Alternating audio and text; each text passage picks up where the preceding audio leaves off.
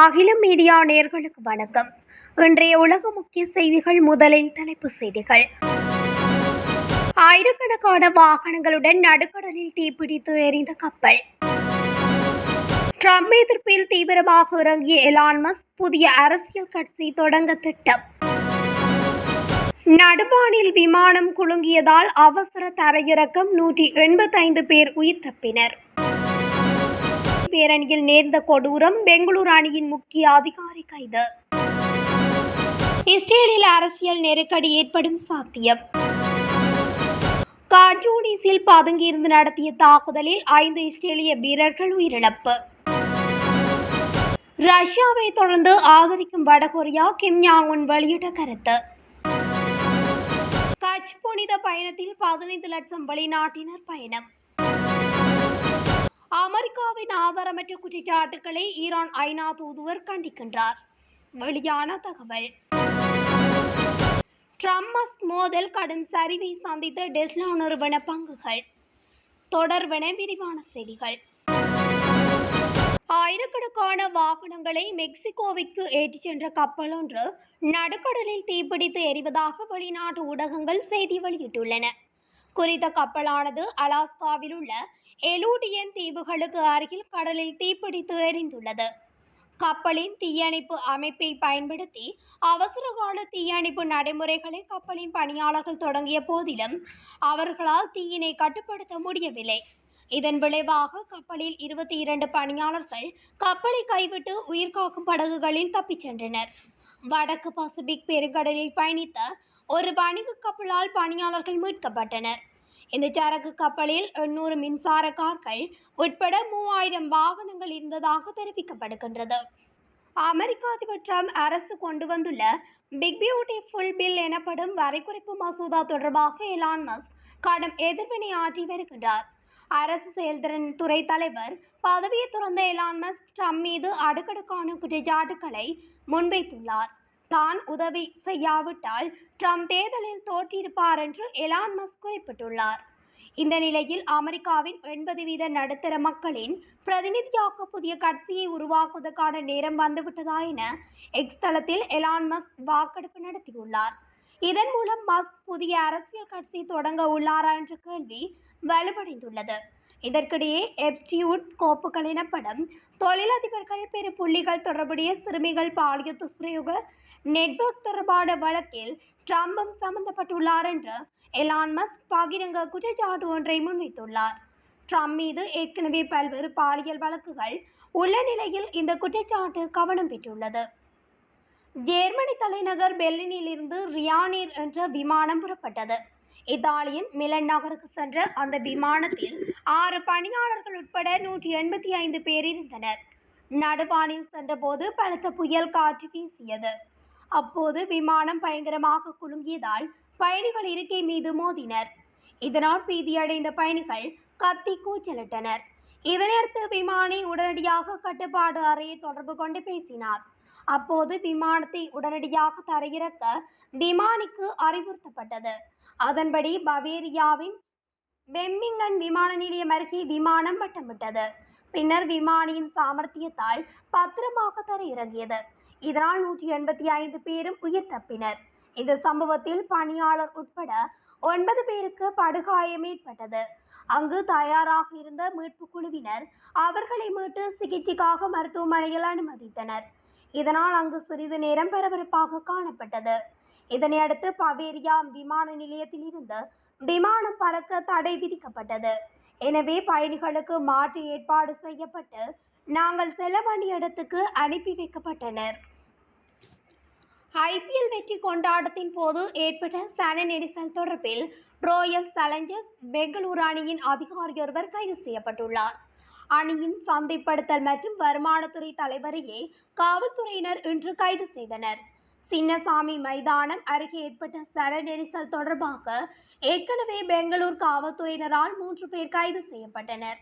சின்னசாமி மைதானத்துக்கு வெளியே லட்சக்கணக்கான ரசிகர்கள் பிரம்மாண்டமான கொண்டாட்டத்துக்காக கூடியிருந்த போது ஏற்பட்ட கூட்ட நெரிசலில் 11 பேர் கொல்லப்பட்டனர்.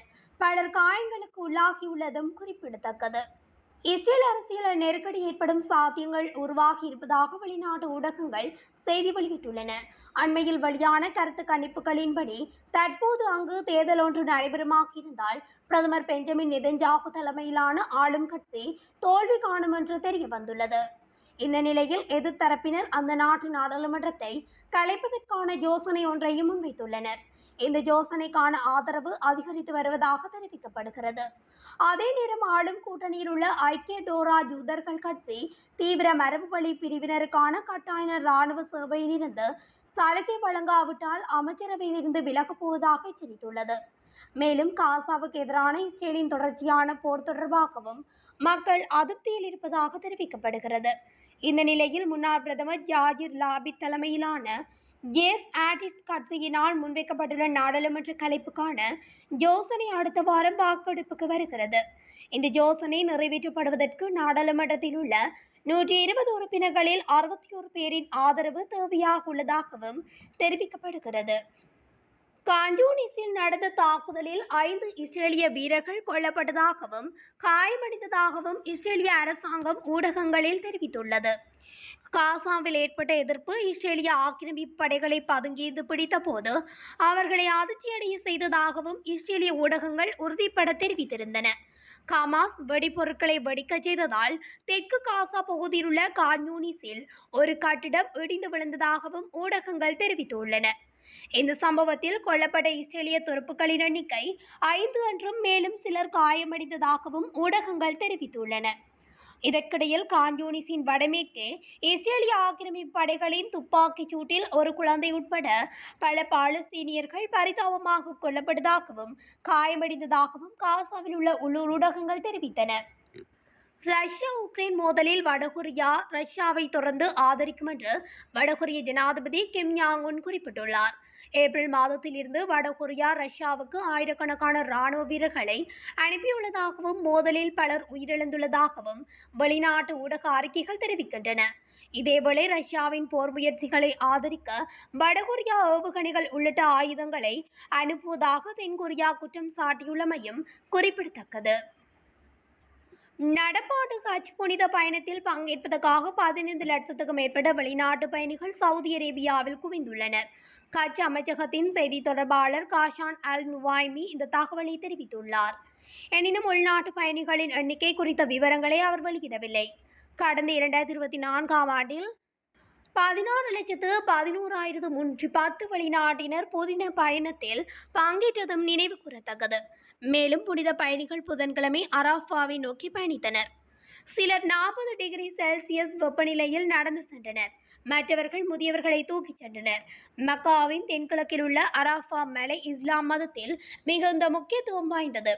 இது நபிகள் நாயாம் தனது இறுதி கச்சுரையை நிகழ்த்திய இடமாக கருதப்படுகிறது. புனித பயணிகள் நள்ளிரவு முதல் சூரியன் மறையும் வரை அரஃபாவில் இருப்பார்கள். வியாழக்கிழமை சூரியன் மறைந்த பிறகு அவர்கள் முஸ்தலிஃபா பாலைவன சமவெளிக்கு சென்று புனித சடங்கில் பயன்படுத்தப்படும் கற்களை சேகரிப்பார்கள். இந்த ஆண்டு கூட்ட நெரிசலை கட்டுப்படுத்தவும் பாதுகாப்பு நடவடிக்கைகளுக்காகவும் சவுதி அரேபியா பல ஆயிரம் கோடி டாலர் செலவிட்டுள்ளது. அண்மை ஆண்டுகளில் அதீத வெப்ப அலை ஹஜ் பயணத்துக்கு மிகப்பெரிய சவாலாக இருந்தது. நடப்பாண்டு ஹஜ் பயணத்தில் இந்தியாவிலிருந்து சுமார் 1.5 லட்சம் மக்கள் பங்கேற்பதாக உள்துறை அமைச்சகம் தெரிவித்துள்ளது. ஈரான் இஸ்லாமிய குடியரசுக்கு எதிராக அமெரிக்கா சுமத்தியுள்ள சமீபத்திய குற்றச்சாட்டுகள் ஆதாரமற்றவை என்று ஐக்கிய நாடுகள் சபைக்கான ஈரானின் தூதுவர் அமீர் சஜித் இரவானி திட்டவட்டமாக கண்டித்துள்ளார். வியாழக்கிழமை ஐநா பொதுச் செயலாளருக்கும் ஐக்கிய நாடுகள் பாதுகாப்பு கவுன்சிலின் தலைவருக்கும் எழுதிய கடிதத்தில் அவர் இந்த கருத்துக்களை தெரிவித்துள்ளார். காசாவில் உடனடி நிபந்தனையற்ற மற்றும் நிரந்தர போர் நிறுத்தத்திற்கு அழைப்பு விடுக்கும் ஐநா பாதுகாப்பு கவுன்சில் தீர்மானத்தை அமெரிக்கா புதன்கிழமை வீட்டோ செய்து எதிர்த்திருந்தது. இதை எதிர்த்த ஒரே நாடு அமெரிக்கா. இங்கிலாந்து உட்பட 14 நாடுகள் ஆதரவாக வாக்களித்தன. ஆனால் இந்த தீர்மானத்தை எதிர்த்த ஒரே நாடாக அமெரிக்கா மட்டுமே அமைந்துள்ளது. பாதுகாப்பு கவுன்சில் கூட்டத்தின் போது ஈரானுக்கு எதிரான அமெரிக்காவின் குற்றச்சாட்டுகள் முற்றிலும் ஆதாரமற்றவை, நம்பகத்தன்மை இல்லாதவை அல்லது சட்டப்பூர்வ அடித்தளம் இல்லாதவை என்று ட்ரம்புடனான மோதலை அடுத்து எலான் மஸ்கின் டெஸ்லா நிறுவன பங்குகளின் விலை 14% வீழ்ச்சியடைந்துள்ளது. அமெரிக்க ஜனாதிபதி ட்ரம்ப் தொழிலதிபர் எலான் மஸ்க் இடையிலான மோதல் உச்சகட்டத்தை எட்டியுள்ள நிலையில் ட்ரம்ப் எலான் மஸ்க் மாறி மாறி குற்றச்சாட்டுகளை முன்வைத்து வருவதால் அமெரிக்க அரசியலில் பரபரப்பு ஏற்பட்டுள்ளது. ட்ரம்புடனான மோதலை அடுத்து எலான் மஸ்கின் டெஸ்லா நிறுவன பங்குகளின் விலை 14% வீழ்ச்சியடைந்துள்ளது.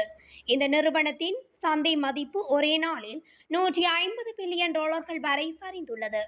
இதேவேளை எலான் மஸ்கின் மின்சார வாகன நிறுவனத்தின் பங்குகளும் சரிந்துள்ளன.